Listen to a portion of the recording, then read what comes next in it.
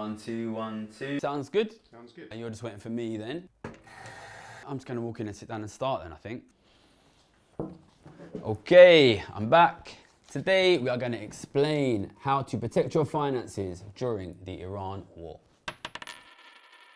Okay, so I've been away for about 6 months making a documentary. And we're bringing the channel back. I would have loved to have spoken about the massive gains in the world tax movement, but I think it would have been a bit absurd for me to not do one explaining everything you need to know about the war. It looks like it's going to be a pretty massive economic crisis.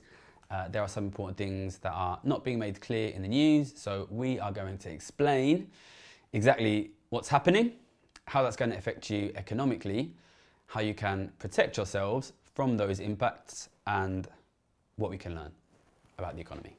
Okay, so I'm going to run quickly through the basics. They are on the news basically all the time, so you probably already know them, but we do need to cover it very quickly for those who don't know. The US and Israel have basically invaded Iran. Iran didn't fall immediately. They assassinated the leader. Iran has blocked this area of sea known as the Strait of Hormuz, through which an enormous amount of the world's oil and gas pass through. At this point, we don't know how long it's going to remain blocked. It could be a few more days or it could be a few more months, but either way, there is going to be an enormous increase in the price of energy, of oil and gas, and that is going to cause a knock-on impact on the prices of pretty much everything, but most obviously food and fertilizer. So we are starting to see, and we will continue to see, big increases in the prices of energy, oil, gas, and probably food as well. One quite important impact which has not been discussed much on the news is that this has had a big knock-on impact on expectations for interest rates. So this is going to cause inflation to go up. Central banks around the world are supposed to keep inflation low, so there is a question as to whether central banks will increase interest rates. So central banks all over the world were generally in a cutting cycle. Rates were coming down, but at the moment, financial markets expect most of those central banks to turn around and start hiking rates. The base rate here in the UK is currently 3.75, and financial markets at the moment are expecting 2 or maybe even 3 hikes this year, bringing the base rate back up to 4.5%, which means your mortgage rates will already have gone up if you're looking for a new mortgage, or may go up. I personally don't think we will see interest rate hikes to that extent, and I've actually started to bet against those interest rate hikes happening. But at the moment, financial markets are expecting central banks across the world, including here in the UK, in Europe, in Australia, New Zealand, all across the world, to raise the interest rate in response to the increase in inflation, which means your mortgage will go up, and it also means the cost of government borrowing will go up and has already gone up. So in the UK, the cost of government borrowing is very relevant. We've spoken about it a lot. The UK has the highest borrowing costs in Europe. This, when you combine it with the fact that UK growth is low and the total amount of UK government debt is high, means that it has become very difficult for the UK government to spend money. At the moment, the cost for the UK government to borrow money for 10 years is just under 5%, and that's gone up from about 4.2% just a month ago. This means that because the UK government uses quite a complicated formula to decide how much it can spend, which factors into it the cost of borrowing, probably the UK government is going to struggle to respond to support consumers during this energy crisis, and may even have to do further austerity. That is not a UK specific issue. Borrowing costs have gone up for basically every country in the world, which increases this growing crisis of government indebtedness, high government interest payments, and will make it difficult for governments across the world basically to respond to support consumers, average people during the energy price crisis that is coming, that is already underway. Okay, so how is that going to affect you? It's going to affect you in pretty obvious ways. The prices which are likely to go up most are, number one, going to be energy, and number two, going to be food. That should be reminiscent of what happened when Russia invaded Ukraine. The big thing about price rises that are led by energy and food is energy and food are a much more significant percentage of spending for poorer people than for richer people. It is a big chunk of the spending of an ordinary family, but for very wealthy people, it's a very small percentage of their overall expenditure. So basically, this crisis is going to hit the poorest the hardest, and it's going to have the most obvious impacts. It's going to be more expensive for you to heat your home, to turn your air conditioning on, to drive your car, to probably take any flights if you want to take flights, and also to feed your family. So the next question is, how do you protect yourself? The obvious thing that is going to happen here, which also happened when Russia invaded Ukraine, is there is going to be a lot of pressure on governments to react to protect their citizens, which is you. Now, the obvious thing that is going to happen, which happens automatically to a degree in this country and will happen across the world, is governments will be pressured to basically respond directly to the most obvious and visible consequence of what has happened, which is rising energy prices. And governments will be pressured to cap energy prices, to subsidize energy, to reduce taxation of energy. Basically, governments will be incentivized to keep the price of energy down. And this is a really bad policy. I'm going to explain why. So I think if we get this, and we will get this to some degree in basically every country in the world, this policy of governments subsidizing, governments directly coming in to keep the price of energy down, we will basically be repeating the economic mistakes which we made in COVID. So those of you who have watched this channel from the beginning will know that I started this channel in June 2020 because we were in the early stages of the COVID crisis, and it was relatively clear to me that governments here in the UK, also around the world, were going to respond to the economic crisis in such a way that they eliminated the most obvious, visible, negative consequences of the economic crisis, which at the time was primarily lockdown, but in a way that caused enormous negative side effects, namely a massive decrease in government wealth, a massive increase in the wealth of the richest, and obviously as a consequence of those two things, an enormous increase in inequality. And I think the way that we reacted to the Russian invasion of Ukraine and the way that governments are likely to react to this crisis now, trying to directly subsidize energy prices, basically is making the exact same mistake again, which is, okay, what do we want to do? We want to get rid of the most terrible, most visible economic impact of what is happening. So in the case of this energy price crisis, that is expensive energy, and in the case of COVID and lockdown, that was people can't work, people can't pay their wages. So the sort of most basic sort of idiot level economic response is, okay, what we want to do now is keep energy prices low, and what we wanted to do in COVID was keep paying people's wages. So what we simply do is the government goes and either borrows a ton of money or prints a ton of money and pays to keep energy prices down and pays people to work. And when that happens, what you see is the government prints a ton of money or borrows money from the rich. And in the case of COVID, gave money to poorer people who immediately used it to pay their rent and their bills, and it went to richer people. Or in the case of energy price crisis, they give it directly to the owners of the energy, which means a massive decrease in government wealth and a massive increase in wealth of the richest. And I think what you're seeing here is a repeat of basically the same two mistakes which are being basically consistently made every time we have an economic crisis here in the UK, in the US, in any Western country. which is naivety about wealth and naivety about distribution. So when COVID happened and the government gave an enormous amount of money out, I was screaming about what the long-term implications of that would be. I was saying that it would lead to collapsing government wealth, which would lead eventually to austerity. I was saying that it would lead to enormous accumulation of cash by the rich, which would lead to increased asset prices, more unaffordable housing, falling living standards and inflation crisis. But at the time, there wasn't really much appetite for this kind of discussion because people were very focused on the immediate short-term economic problem, which at the time of COVID was, we need to do a lockdown, people need to be paid if they can't work.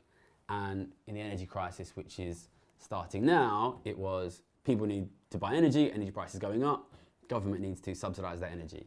It's very important to recognize that these government measures, the paying of people's wages during COVID and the subsidizing of energy prices or the reduction of energy taxes now, do not come for free. They cost the government money. So what you are getting is protection from the immediate impact of this crisis at the cost of loss of government wealth and also at the cost of increased wealth of the richest. So basically, I think we've fallen into a basic systemic playbook in the UK, in Western countries, of the way that we deal with crises is we massively increase inequality and we give away government wealth to deal with the symptom of the problem, and we just don't worry about the increased inequality that leads on from that. Okay, so we should explain briefly how a price cap in general would work. When prices are capped in situations like this, the way that works is you pay a lower cost and the extra price, the price that has gone up, is basically paid by the government. So even though you do not see the price going up, you are effectively, via your government, via your taxation, or via loss in your government's wealth, you are still paying the higher price. You don't pay it, the government pays the extra, and that extra amount goes to basically the owners of the energy, the owners of the oil.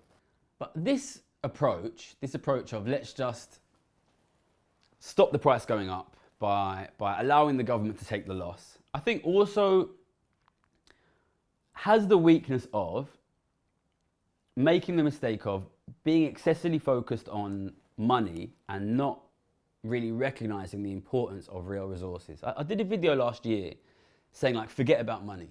Money is not the only thing that matters. What actually matters is real resources.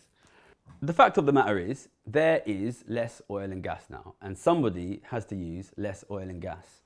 A sensible government would be thinking about how can we reduce our usage in a way that is basically best for our country, and would be trying to do things like, let's try and reduce very wasteful usage like private jets, these kinds of things. Let's reduce the most wasteful usage where we can. If you simply try to keep the price down when there is less oil going around, it is going to cost you an enormous amount because nobody is going to reduce their usage. So what you'll probably have in the end is price goes up a little bit, government takes a massive loss, and at the end of the day, the people who reduce their usage are going to be the poor, because poor people are much more responsive to changes in price than the rich. I think it's important to recognise rich people, they don't really care how much their energy costs. They don't check the price of their energy before they decide how much heating to use.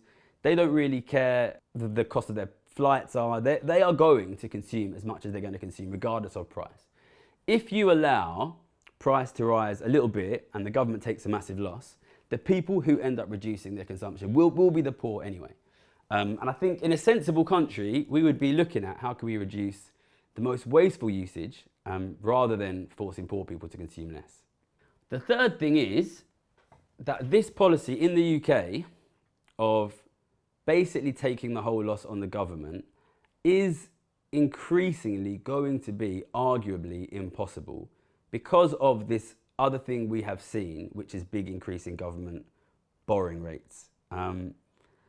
I've been speaking about this for a long time now, but the financial markets have been watching the UK very closely. And whenever the UK government tries to spend more money, they basically shut it down, which means that we're in a situation now where it's quite possible the UK government will not be able to significantly subsidise your energy bills, which basically means if you're hoping your government will do something, they probably won't, they probably can't, because they spent all of their money and all of their wealth on the last two crises where they should have been taxing the rich, but instead they funded by borrowing from the rich.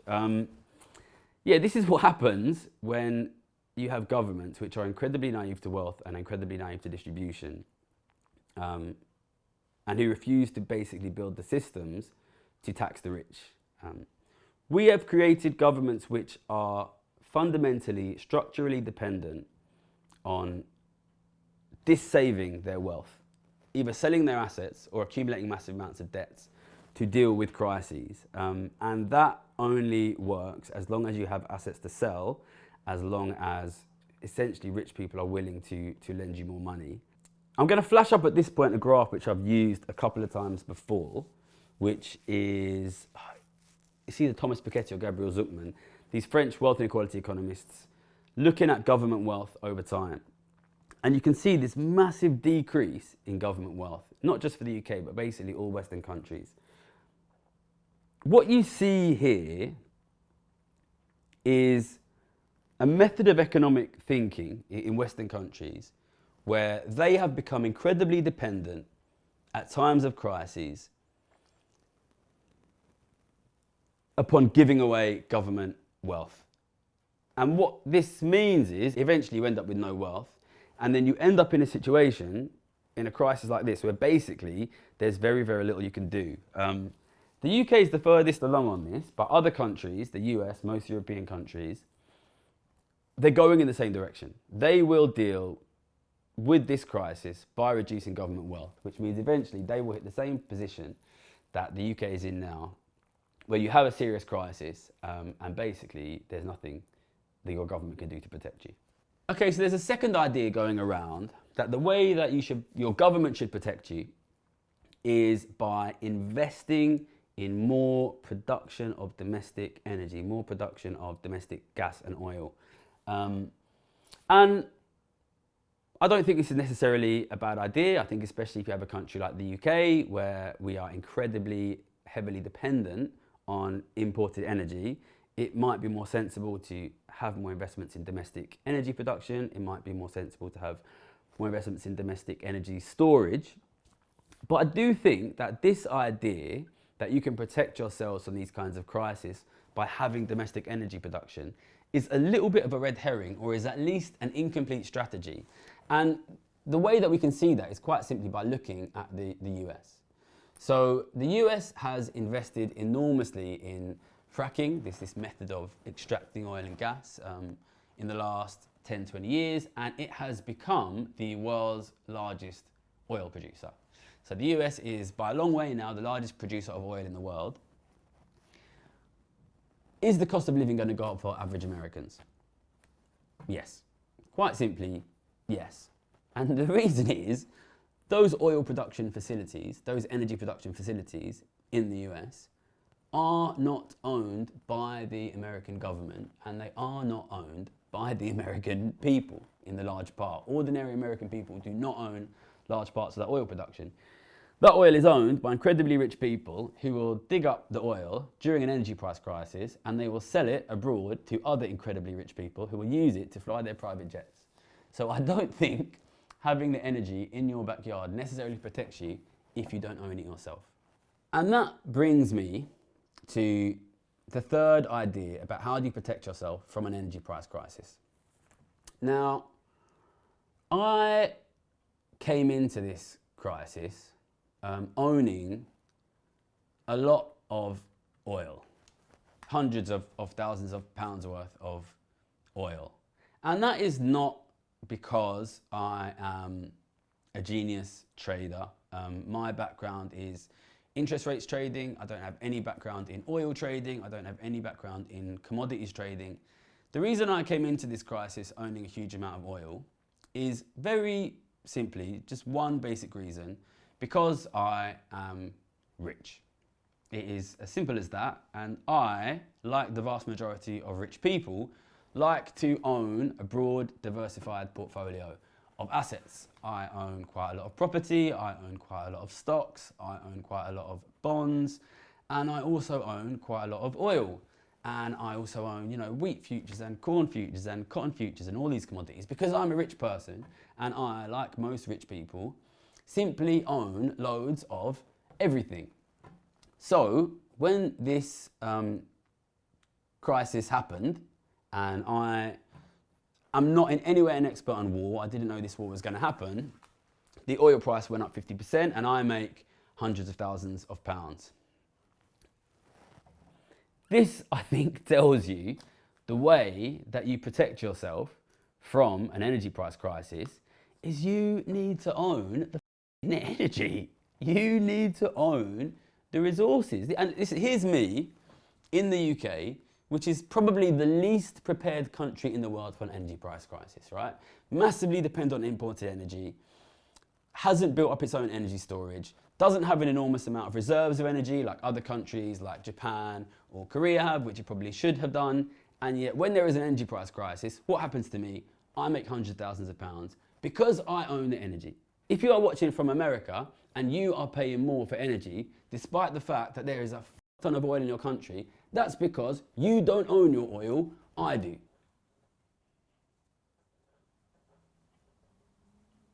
And the point I'm trying to make here is, when I come out here every week and tell you guys you need to care about wealth distribution, it's not because I am some communist tree-hugging hippie. It is because if you do not own your resources, then when the price of the resources go up, you are f***ed. And when I talk about wealth distribution, that is not just like some abstract term, right? Wealth distribution is about who owns the resources. It is about who owns the housing. It is about who owns the energy. It is about who owns the food, all right? Here in London, we've seen rents go up fucking enormously in the last 5 years. How do you protect yourself from that? You own your fucking house. That's wealth distribution. When oil price goes up massively like this, how do you protect yourself? You own the oil. That's wealth distribution. Wealth distribution is about your ownership of resources. And if you want to be protected from the prices of resources going up, you need to have ownership of those resources. That is wealth distribution. All right, so you're probably sitting there thinking, all right, thanks Gary's economics, but it's a bit late for that. I don't own the oil. You should have told me a month ago, 2 months ago. What should I do now? And I'm not saying you should go and buy oil now. The war remains like incredibly unpredictable and volatile, and there's all of this nonsense in the news every day. I'm not an expert on war. I can't tell you if it's going to end tomorrow. I can't tell you if it's going to take another year. There's no way of me knowing these things. The oil price could double. The oil price could go back down. All of these things are totally possible. If you buy the oil now, you are at risk. If the war ends, then you're going to lose money. And if you are not rich, then the only way you could buy the oil is to borrow money, and then you're massively at risk. If the price goes down, you can't pay it back. Basically, you need to improve your ownership of your general share of the resources. Basically needs to go up. Like you can't just bet on oil. The reason I'm safe, whether oil goes up or oil goes down, is not because I own oil. It's because I own everything. Like the rest of rich people, I have a big, broad portfolio of assets. So if one thing goes up, if oil price goes up and the stocks go down, that's fine. I just buy some more stocks, right? You need to be protected by ownership of resources. And the irony of this is, not that long ago, you were protected.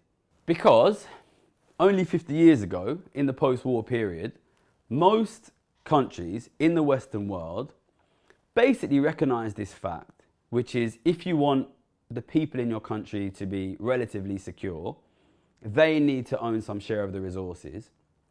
And what we had were large, wealthy, resource-owning governments. So here in the UK, we had the government which owned housing, which meant that you as a citizen couldn't really fall off the bottom of the housing ladder and couldn't find yourself unable to afford housing. Most Western governments also owned the basic means of production for the most important essentials in their country, which is energy, transport, and water. You know, governments own these things. We had the situation where governments owned these resources, and then when things happened in other countries, they were able to some degree to protect you. But when I show you this graph, and I'll flash it up again, the graph I showed you earlier in this video, this graph of collapsing government wealth, this graph which I've shown a number of times in the last year on the channel, what this war does again, I hope, is make it clear to you that things like this collapsing government wealth, are not just abstract numbers on a graph. What that means is you used to have governments which owned housing, which meant that you would be guaranteed housing if you were unemployed. And they owned, to some degree, energy production, which meant that if there was a disaster overseas, if there was a war overseas, your government could provide you at least to some degree with energy. And now that government wealth has been lost, which means you are not protected anymore. I hope I'm making it clear here, right? The only way for you to be protected, for your family, for your community to be protected, is for you, your family, your community, to have some decent ownership of the wealth of your country, either through ordinary families owning decent amounts of wealth, or through your government owning decent amounts of wealth. And when I talk about wealth inequality growing, this is not an abstract concept. What that means is we used to have large wealth owning middle classes and working classes in the West, here in the UK. We used to have large wealth owning governments in the West, here in the UK, and now we don't. That means you used to own energy, now you don't. You used to own housing, now you don't. And when you don't own that wealth, you are fundamentally insecure. And if you want to know how you can own wealth in this economy where wealth becomes more and more unaffordable, and where wages become lower and lower, and it becomes hard enough even to think about how do I buy my own house, never mind owning things like oil, never mind owning things like wheat futures to protect my access to energy, to protect my access to food. If you want to know how you can have access to wealth, there is only one answer for you that works, and that is tax. Look, was never like a left-wing person, right? I am somebody who grew up poor in East London, wanted to be rich, studied economics, got a job at a bank, made a ton of money. That was what I wanted for my life, right? I never wanted to have a channel saying you need to care about redistribution, saying you need to care about tax, right? The reason I have a channel which spends all of this time promoting a relatively unpopular idea like tax is because how the fuck else do you get your resources back? I'll flash up again, a third time. Look at this graph of government wealth. Look at the collapse in government wealth, right? Look at the situation of ordinary working families, right? My dad worked for the post office on 20 grand a year and bought a house, right? That is not possible for working families now. Working families have lost their assets. Governments have lost their assets. The middle class is losing its assets. This is a clear trend. If you do not reverse it, how do you expect to protect the assets of you, your family, your community, your country? It is relatively clear the flow of assets is away from people like you towards super wealthy people who pay lower tax rates than you. And whenever we have a crisis, 2008 crisis, 2011 sovereign debt crisis, COVID, Ukraine, Russia, this oil crisis now, whenever we have a crisis, that is managed by governments in such a way that the government gets poorer, the middle class gets poorer, and the rich get richer. And there is no way to reverse that, no way for you to get your assets back other than tax. So if you want to protect yourself from this economic crisis, from future economic crises, you need to be forcing your governments to be building a tax system which is capable of taxing the richest people in their country, people like me who are making money from your oil when an energy crisis happens like this at fairer rates so that you can get your assets back. Simple as that. If you want to know how to protect yourself in an energy crisis, in any crisis, you need to be talking about tax. I shot a video, God, it must be 3 or even 4 years ago now, with a friend of mine called Stephen Griffiths. Nice guy, Welsh guy. He'll be so happy I've mentioned the video. It was called Life Out of Balance. You can probably still find it on YouTube. You might even see it. My mum might be in it. But anyway, I shot with this guy who I didn't even really know him at the time. Nobody knew who I was, and he reached out to me on Facebook. Let's go shoot a video about wealth inequality. And we walked around Ilford, then we walked around Canary Wharf, and he asked me a lot of questions, and I answered them. And at one point he asked me, and I was kind of not expecting it. He asked me, do you think this increase in wealth inequality is going to lead to more war? And you know, I work quite hard to like stay in my lane on things, and I know what I'm an expert on, and I know what I'm not an expert on, and I think I'm a legitimate world expert on inequality and the way inequality affects the economy, and I'm not going to pretend I'm a world expert on war. But when he asked me that, my initial reaction was yes, but I didn't want to say that. This was before the Russia-Ukraine war, so it dates it. It was a long time ago we shot. And the reason I thought in my head yes was, so that was not long after I finished my master's. I did a 2-year master's at Oxford, 2017 to 2019, in economics. And I wrote my thesis on the relationship between inequality and asset prices. And basically this supermathsy thesis, you can probably find it on my website, was basically saying that when inequality gets very high, because rich people are very rich in a very unequal economy, and rich people like to buy assets as opposed to ordinary people who like to buy goods and services.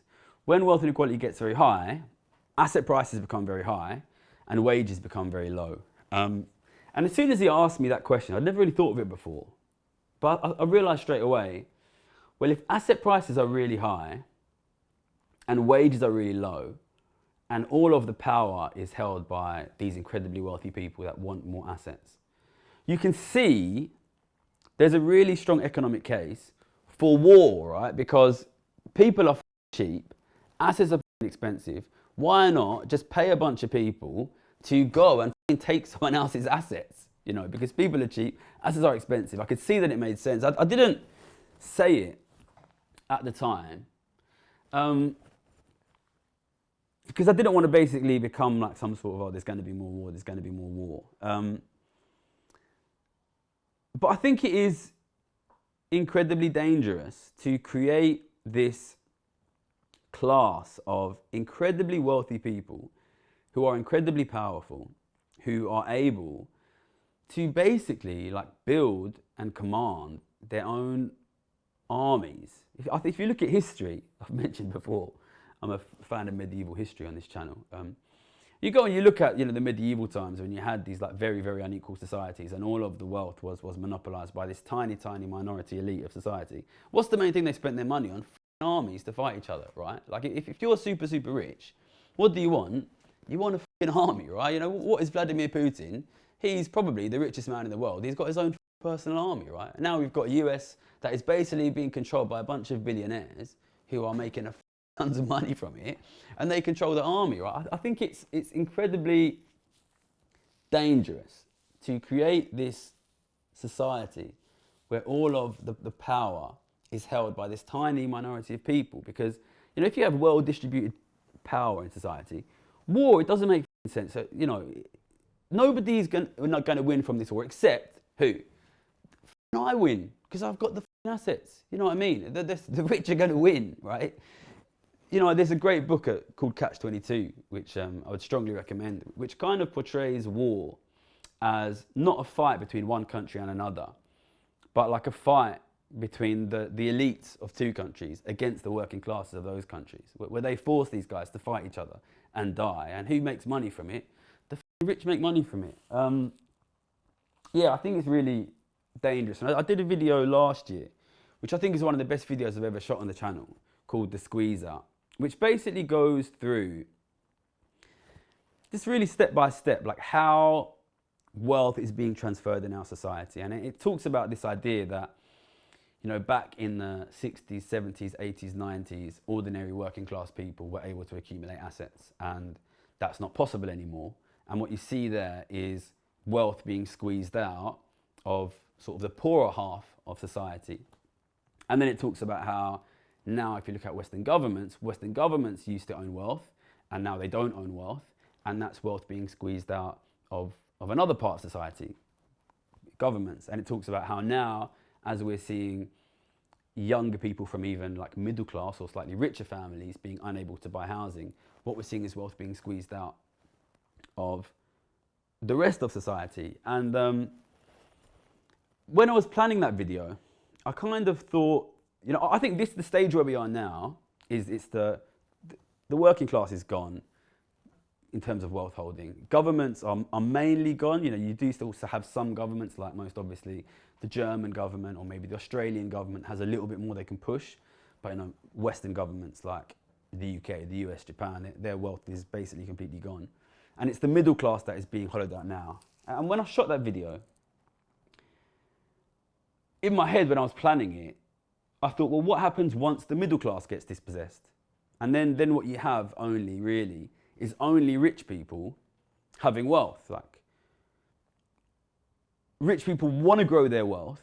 And I think in the last 70 years post-World War II, the way that rich people have grown their wealth is by dispossessing these groups of society who managed to grab some wealth but not hold on to it after World War II, which was, you know, this wealth-owning working class, people like my dad, these wealth-owning governments. They've been squeezed out by this growing wealth of the rich. But what happens when they squeeze everyone else out and the only people left with wealth are the rich? And I couldn't help but think the obvious conclusion was the only way that rich people continue to grow their wealth when the middle class has disappeared, as we can see, is to go to war with each other. You know, and if you look at history, I think that's the way that it goes. But I've avoided talking about these things too much on the channel. And the reason is, I think once you start getting to things like war, like, it's heavy and it's stressful, and it can sometimes be overwhelming. And like, of course, I've done this whole video talking about the economic consequences of war.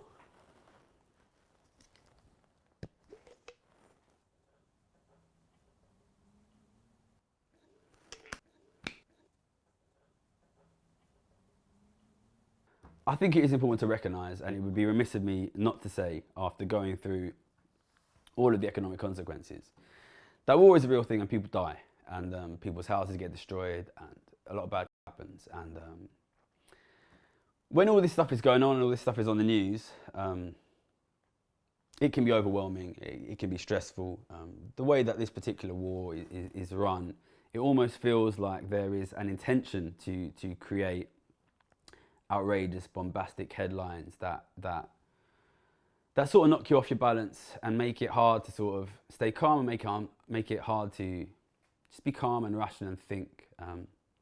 I did a video just after Trump came into power that I said one of the most important things that we're going to have to do, one of the most important skills that we're going to have to develop, that you're going to have to develop, is to be able to maintain your stability and maintain your calm in the face of just like a pretty constant, outrageous stream of like wild news coming at you. And I think this is why I don't like using this channel to talk about things like war, because I think that if the public is stressed and panicking, feeling insecure, feeling unstable on their feet, I don't think that is the kind of mindset from which we can build towards something better. So, yeah, I didn't want to come back and do a video about war, but this is obviously has the potential to be a quite significant economic crisis. And I know that people come to this channel because they want things to be explained to them and that they want to know what's happening. And I had to deal with it. But unless we get new developments, I'm not going to talk more about the war, because this we're not BBC News here. You know, my job is not to just keep you informed with whatever Donald Trump's latest tweet is. What I'm trying to do here is to move the trajectory of our society, of our economy, away from being one where inequality is getting worse and people are getting poorer, to one where inequality is getting better and people are getting richer. And I think we are making massive progress on that front. I don't think we're going to win today. I don't think we're going to win tomorrow or this year or next year. But I genuinely think we are going to win. I set a rule for myself. I don't know when, I think it was sometime last year or maybe it was the year before, that I needed to include towards the end of every one of my videos something hopeful, something that made people feel like they should keep getting up out of bed and keep fighting, because I started to feel like, and if you watch some of my older videos, you'll probably feel this as well, I started to feel like sometimes my videos, even though the analysis was always very good, and I think my predictions have pretty much constantly been borne out as being very correct, they were quite depressing and they weren't very positive about the future.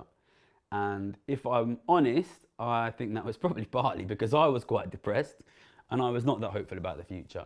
And I decided to try and put something at the end of my videos that made people feel like, no, there is a chance things can get better. Because I think that mentality, that attitude is basically essential if things are going to get better. And for a long time, if I'm honest, I struggled to include these more positive things at the end of the video, because in my heart of hearts, I didn't think we were going to win. But over the last sort of 2 years of doing these videos and seeing public debate and public understanding about the significance of inequality and the importance of things like wealth taxes massively change, seeing the huge growth in public support that we've had, especially here in this country, but all over the world, seeing the huge growth in the wealth tax movement. The truth is, it has become less and less hard for me to end these videos on hopeful messages, because people who've been watching these videos will know that I used to say very honestly that I don't think we're going to win. But the truth is, I think that we will now. I don't know how long it's going to take, but I think that we will.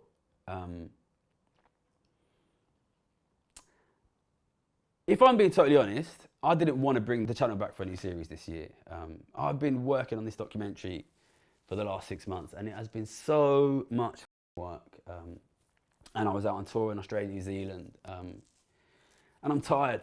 Yeah, I'm exhausted really. I've been working too hard for a while now, and I get recognised when I'm trying to buy chicken stock at Lidl, and it's complicated, and it affects my life.